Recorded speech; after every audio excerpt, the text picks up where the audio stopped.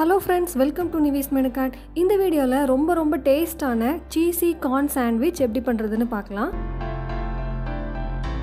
First ஒரு பாத்திரத்துல வேக வைக்காத ஸ்வீட் கார்ன் 2 கப் அளவுக்கு எடுத்துக்கோங்க.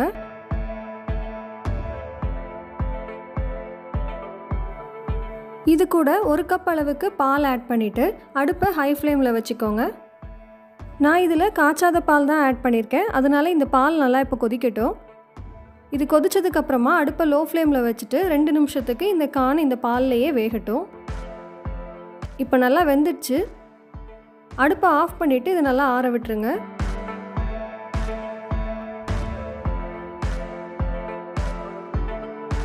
இது நல்லா ஆறுனதுக்கு அப்புறமா இதை ஒரு மிக்ஸி ஜாரில் ஆட் பண்ணிட்டு கொஞ்சம் கொரகொரப்பா அரைச்சி எடுத்து வச்சுக்கோங்க. வேக வைக்கும்போது ஆட் பண்ண பாலோட சேர்த்து இதை அரைக்கிறதுனால அரைக்கும்போது தண்ணி எதுவும் இதில் ஊற்ற தேவையில்லை.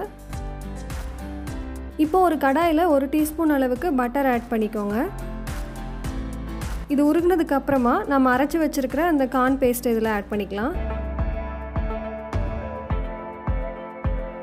இது கூட 1/4 கப் கேப்சிகம், 1/4 டீஸ்பூன் மிளகு பொடி, 1/2 டீஸ்பூன் அளவுக்கு உப்பு ஆட் பண்ணிவிட்டு இது எல்லாத்தையும் நல்லா மிக்ஸ் பண்ணி விட்டுக்கோங்க. இதை லோ ஃப்ளேம்லேயே ஒரு 2 நிமிஷத்துக்கு வேக வச்சுக்கலாம்.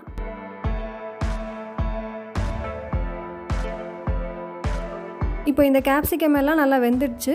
இப்போ இதில் துருவன சீஸ்,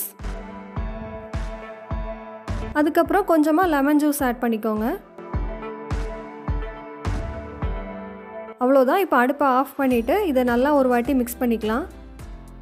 சாண்ட்விச்சுக்கு தேவையான கார்ன் ஸ்டஃபிங் ரெடி பண்ணியாச்சு. நான் இன்றைக்கி ஹோல் வீட் பிரெட் தான் எடுத்திருக்கேன். ரெடி பண்ணி வச்சுருக்கிற ஸ்டஃபிங்கை இந்த ப்ரெட்டில் நல்லா ஈவனாக ஸ்ப்ரெட் பண்ணிக்கோங்க.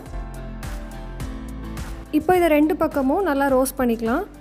வேணும்னா உங்களுக்கு கொஞ்சமாக பட்டர் ஆட் பண்ணிவிட்டு ரோஸ்ட் பண்ணிங்கன்னா நல்லா ஃப்ளேவர் இருக்கும்.